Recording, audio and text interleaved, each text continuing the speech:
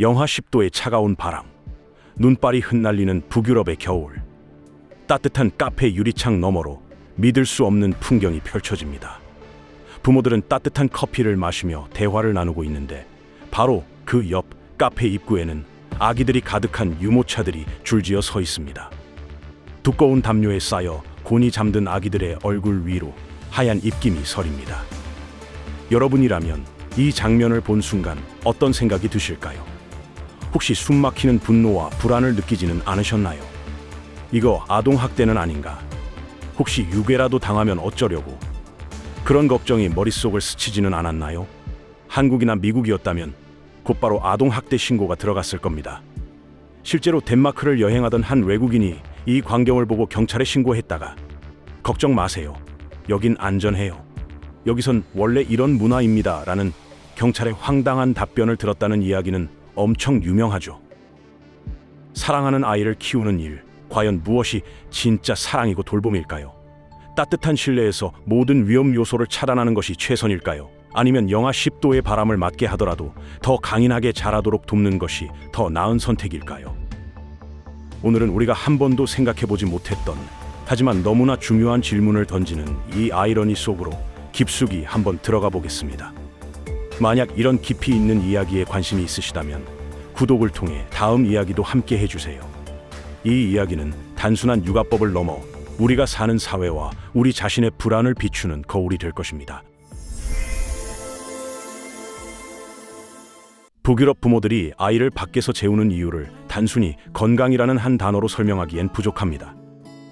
이 특별한 육아 문화에는 북유럽 사회가 가진 세 가지 핵심 가치가 담겨 있습니다. 첫째는 바로 과학적 근거에 기반한 건강의 논리입니다.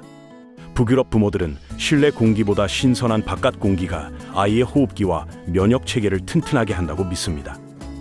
핀란드 헬싱키 대학 연구진의 조사에 따르면 야외에서 낮잠을 잔 아기들이 실내에서 잔 아기들보다 감기에 덜 걸리고 수면 시간이 평균 1시간에서 3시간 더 길었다는 보고가 있습니다. 이는 단순히 수면의 질뿐만 아니라 자연적인 공기에 노출됨으로써 면역력이 강화되고 바이러스와 박테리아에 대한 저항력이 길러진다는 연구 결과와도 일치합니다. 북유럽의 차고 건조한 겨울 공기는 습하고 정체된 실내 공기보다 호흡기 건강에 오히려 긍정적이라는 의학적 분석도 있습니다. 물론 아이를 추위에 그대로 두는 건 절대 아닙니다. 이들은 영하 5도에서 15도 사이를 야외 낮잠에 가장 적합한 온도로 보고 그런 조건에 맞는 날에만 철저한 준비와 함께 두꺼운 옷과 따뜻한 담요로 꼼꼼히 싸서 신선한 공기와 자연의 리듬만 선물하는 것이죠. 둘째는 자연과의 교감입니다. 북유럽에는 이런 속담이 있습니다. 나쁜 날씨란 없고 나쁜 옷차림만 있을 뿐이다. 비가 오든 눈이 오든 아이들은 밖에서 뛰어놀아야 한다는 믿음이 깔려있는 말입니다. 숲 유치원이 많고 아이들은 어려서부터 자연 속에서 계절의 변화를 온몸으로 느끼며 성장합니다. 야외 낮잠은 이러한 교육 문화의 자연스러운 연장선입니다. 핀란드와 스웨덴의 보육시설 중 일부는 아예 야외 낮잠 전용 공간을 마련해 두고 부모들과 아이들에게 야외 생활의 중요성을 지속적으로 교육합니다. 셋째는 독립심과 자율성입니다. 북유럽 교육은 아이를 한 사람의 주체로 존중하는 데 중점을 둡니다. 부모가 모든 것을 통제하기보다는 아이 스스로 세상과 상호작용하고 적응할 기회를 줍니다. 아기를 바깥 공기 속에 두는 것도 이 정도는 아이가 충분히 감당할 수 있겠다는 신뢰에서 비롯됩니다. 이는 아이를 나약한 존재로 보는 대신 스스로 강해질 힘을 가진 존재로 존중하는 태도입니다. 결국 북유럽의 야외 낮잠은 단순한 수면 습관이 아니라 아이를 건강하고 독립적인 존재로 키우려는 사회적 약속과 같습니다. 북유럽의 독특한 육아 방식을 이해하려면 그들의 삶 전체를 관통하는 핵심 철학을 알아야 합니다. 바로 덴마크의 휘게와 스웨덴의 라곰입니다.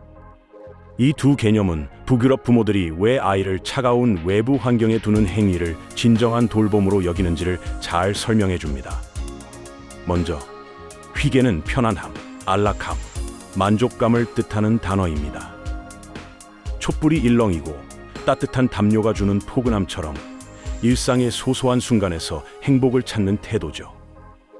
야외 낮잠은 바로 이런 회개의 정신이 육아에 녹아든 형태입니다. 부모는 아이를 걱정하며 발을 동동 구르는 대신 이 순간 아이는 차가운 바람을 맞으며 자연과 함께 평화롭게 쉬고 있구나라고 생각하며 따뜻한 커피 한 잔을 즐깁니다. 아이를 완벽하게 보호해야 한다는 부담감에서 벗어나 잠시 자신만의 고요한 시간을 갖는 것이죠. 이는 아이에게만 좋은 것이 아니라 육아 스트레스 속에서 허덕이는 부모에게도 소중한 휴식과 긍정적인 마음을 선물합니다. 다음으로 라곰은 너무 많지도 너무 적지도 않은 균형 잡힌 삶을 의미합니다. 야외 낮잠 또한 이 라곰의 정신을 그대로 따릅니다. 너무 과하게 아이를 실내에만 가두어 보호하지도 않고 그렇다고 위험하게 방치하지도 않습니다. 추위를 막을 만큼만 옷을 입히고 충분히 안전한 공간에 유모차를 둡니다. 이들은 최소한의 개입이 아이의 자율성을 키우고 아이 스스로 자연에 적응할 힘을 길러준다고 믿습니다. 라곰은 육아뿐만 아니라 소비, 직장생활, 환경보호 등 모든 영역에서 과함을 피하고 적당함을 추구하는 북유럽 사람들의 삶의 태도를 대변합니다. 결국 북유럽의 육아는 단순히 한두 가지 습관이 아닙니다.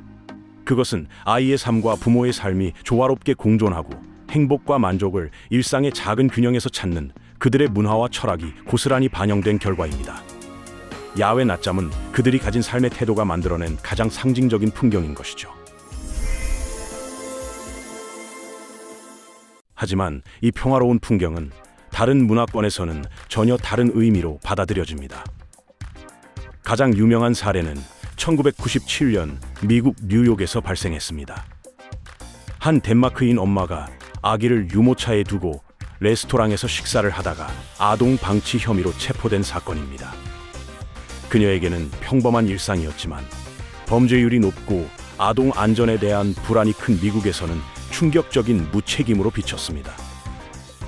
이 사건은 결국 문화적 차이로 인한 오해로 결론났지만 오늘날까지도 북유럽과 미국 육아 간의 극명한 차이를 보여주는 대표적 사례로 회자됩니다. 중국도 마찬가지입니다. 아동 납치가 부모들의 가장 큰 두려움으로 꼽히는 중국에서는 북유럽의 야외 낮잠 문화를 아이를 납치해 가라고 내놓은 것이나 다름없다고 반응합니다. 제가 중국에서 직접 목격한 매우 모순적인 장면이 있습니다. 한 아버지가 아이를 안고 걸으면서 담배를 피우고 있었죠. 아이에게 해로운 담배 연기를 마시게 하는 행위는 아무렇지도 않게 흔했지만 그들은 아이를 잃을지도 모른다는 공포에 휩싸여 단 한순간도 눈을 아이에게서 떼지 못했습니다. 눈에 보이지 않는 공기의 해로움보다 눈에 보이지 않는 유괴의 위험이 그들에게는 훨씬 더 컸기 때문입니다. 아이를 향한 사랑이 철저한 보호와 통제의 형태로 나타나는 것이죠. 중국의 학교에서는 선생님이 정문에서 부모의 얼굴을 일일이 확인하고 나서야 아이를 인계할 만큼 안전에 대한 극도의 경계가 일상화되어 있습니다. 여기서 한 가지 더 흥미로운 사례가 있습니다. 바로 일본입니다. 일본에서는 아이들이 초등학교 저학년 때부터 혼자 등하교를 합니다. 하지만 이는 자율성을 위한 것이라기보다 집단적 안전을 위한 문화입니다. 아이들은 3355 짝을 지어 정해진 노선으로만 다니고 어른들은 멀리서 그 모습을 지켜봅니다. 이 모든 행동의 근간에는 메이와쿠, 즉 타인에게 폐를 끼치지 않는 것이라는 철학이 깔려 있습니다. 아이가 길을 잃거나 사고를 당하면 그 아이를 찾아 나서고 도와야 할 책임이 공동체 구성원에게 돌아오기에 이는 곧 모두에게 메이와쿠를 끼치는 일이 됩니다. 그래서 아이의 안전은 개인의 책임뿐만 아니라 공동체의 조화를 지키기 위한 중요한 가치가 됩니다. 모든 위험을 통제하고 아이들의 행동을 하나의 정상적인 흐름 안에 두려는 문화가 깊이 자리 잡고 있는 것이죠. 이런 것만 봐도 각 나라마다 문화마다 돌봄과 보호라는 개념이 완전히 다르다는 것을 알 수 있습니다. 그렇다면 우리나라는 어떨까요? 우리는 어떤 방식으로 아이를 보호하고 있습니까? 한국에서는 아이가 감기에 걸릴까봐 유리창만 열어도 걱정하는 부모가 많습니다. 미세먼지가 심하면 외출을 꺼리고 혹시라도 감염될까 두려워 아이를 실내에만 두는 경우가 흔합니다. 아이를 야외에서 재운다는 것은 상상하기 어려운 일입니다. 이런 모습은 북유럽 부모들이 보는 건강의 위험과는 오히려 정반대의 기준을 가지고 있음을 보여줍니다. 또한 한국의 부모들은 남들과 다르게 키우는 것을 두려워합니다. 아이에게 문제가 생겼을 때 부모를 향한 사회적 비난과 질책이 거세게 쏟아지는 것을 우리는 자주 목격합니다. 이는 개인의 선택을 존중하기보다 공동체의 기준에 맞추기를 요구하는 집단주의적 문화와 관련이 있습니다. 남들만큼 아이에게 해주고 남들이 하는 대로 보호하는 것이 정상이고 옳은 길이라는 압박감이 존재합니다. 아이의 성공이 곧 부모의 성공인 사회에서 아이는 부모의 자존감을 지켜주는 존재가 되기도 합니다. 재미있는 건 이 사회적 불안이 우리를 이중적인 상황에 놓는다는 점입니다. 우리는 왜 저렇게 유난을 떠나 생각하지만 막상 내가 그들과 다른 방식으로 아이를 키우려 하면 왜 애를 함부로 대하냐는 주변의 시선에 직면합니다. 특히 시부모나 친정 부모님들의 한마디는 젊은 부모들을 더 큰 불안과 괴로움에 빠뜨리기도 합니다. 모르는 사람들의 시선보다 오히려 친하고 가깝다고 생각했던 사람들의 생각 없는 한마디가 엄청난 스트레스가 되고 마음을 무너지게 하죠. 북유럽의 야외 낮잠이 우리에게 낯선 이유는 그것이 우리가 학습하고 내재화한 정상적인 돌봄의 기준을 완전히 벗어나 있기 때문입니다. 북유럽에서는 사회적 신뢰가 카페 앞 유모차라는 행동을 가능하게 하는 반면 한국에서는 사회적 불안과 정상성에 대한 강박이 아이를 눈에서 떼지 않는 행동을 자연스럽게 만듭니다. 결국 똑같은 아이를 향한 사랑이지만 그 표현 방식은 사회가 가진 신뢰와 불안의 정도에 따라 극적으로 달라지는 것입니다. 그렇다면 북유럽 사회의 그 견고한 신뢰는 대체 어디에서 오는 걸까요? 단순히 운이 좋아서 범죄율이 낮은 걸까요? 아니면 유난히 북유럽 사람들이 착하거나 선한 것일까요? 그렇지는 않습니다. 사회적 신뢰는 하루아침에 쌓이는 것이 아니라 긴 세월에 걸쳐 구축된 시스템의 결과입니다. 북유럽 사회는 공동체 전체가 아이를 함께 키운다는 믿음을 공유합니다.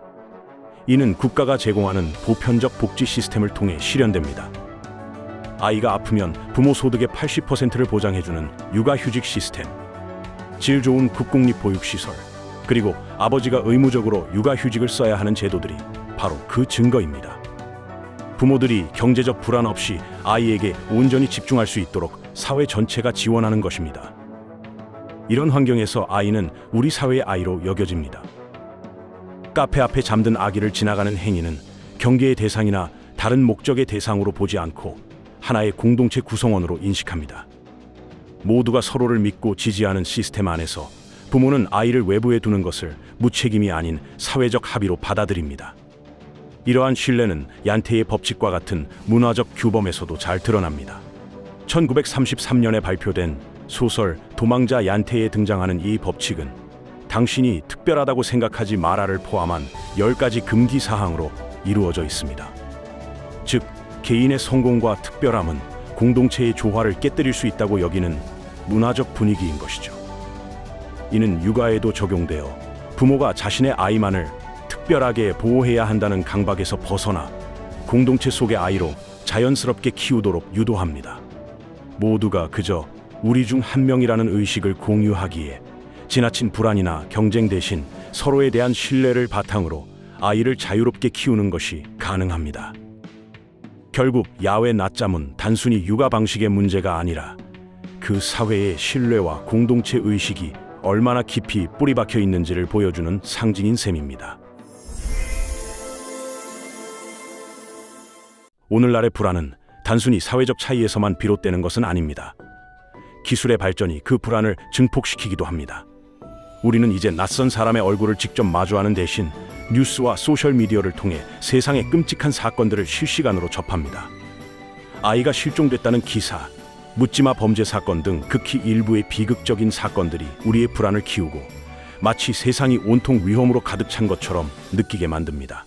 스마트폰 앱으로 아이의 위치를 수시로 확인하고 집에는 CCTV를 설치하는 등 통제와 감시의 기술은 계속해서 진화합니다. 반면 북유럽 사회는 상대적으로 느린 속도로 기술을 받아들이고 오프라인 공동체의 힘을 여전히 중요하게 여깁니다.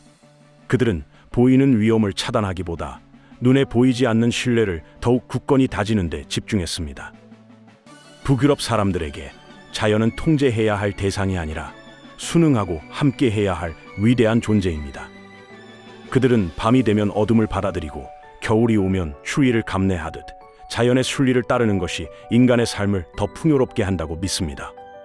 아이를 야외에서 재우는 행위는 바로 이러한 자연에 대한 경외심과 순응의 태도에서 비롯된 것입니다. 물론 기술이 불안을 증폭시키는 역할만 하는 것은 아닙니다. 전 세계 부모들이 온라인 커뮤니티를 통해 서로의 육아 고민을 나누고 정보를 교환하며 새로운 형태의 공동체를 형성하기도 합니다. 이는 기존의 오프라인 공동체가 사라진 현대 사회에서 새로운 돌봄의 가능성을 보여줍니다. 결국 이 모든 것은 우리가 무엇을 가치 있게 여기는가에 대한 질문으로 이어집니다. 무한한 정보와 통제 속에서 완벽한 안전을 추구할 것인가? 아니면 불완전함을 받아들이고 서로를 믿는 사회 속에서 자유를 선택할 것인가? 이렇듯 같은 행동인데도 사회적 맥락이 달라지면 정반대의 평가를 받습니다. 결국 어떤 위험을 가장 큰 위협으로 보는가의 차이입니다. 북유럽에서는 실내의 건조함과 탁한 공기를 더 큰 위험으로 보고 아이의 독립성을 길러주려는 믿음이 강합니다. 반면 미국, 중국, 일본, 그리고 우리나라에서는 외부의 범죄 가능성과 예측 불가능한 위험을 가장 크게 보고 아이를 철저하게 통제하고 보호하려는 본능이 앞섭니다. 아이를 사랑하는 방식, 돌봄을 실천하는 기준은 결코 절대적이지 않습니다. 각 사회가 가진 불안, 신뢰, 안전의 기준이 아이러니하게도 사랑의 모양을 결정하는 것이죠. 결국 이 질문은 우리가 아이에게 그리고 우리 사회에 어떤 자유를 허용할 것인가에 대한 근본적인 고민으로 이어집니다. 모든 위험을 통제하여 완벽한 안전을 추구할 것인가? 아니면 세상의 불완전함을 받아들이고 더 큰 자유와 강인함을 선물할 것인가? 북유럽의 부모들은 후자를 택했고, 이는 그들이 가진 사회적 신뢰를 바탕으로 한 선택이었습니다. 북유럽의 야외 낮잠은 단순한 육아 습관이 아니라 우리 사회가 가진 신뢰와 불안의 깊이를 비추는 하나의 거울입니다. 오늘 이 이야기가 우리가 마주한 아이러니에 대해 왜라는 질문을 던지고 그 다름의 이유를 이해하는 작은 여행이 되었기를 바랍니다. 나와 다름이 틀림이 아니라 다름이라는 이해의 출발이 바로 이러한 질문에서 시작되니까요.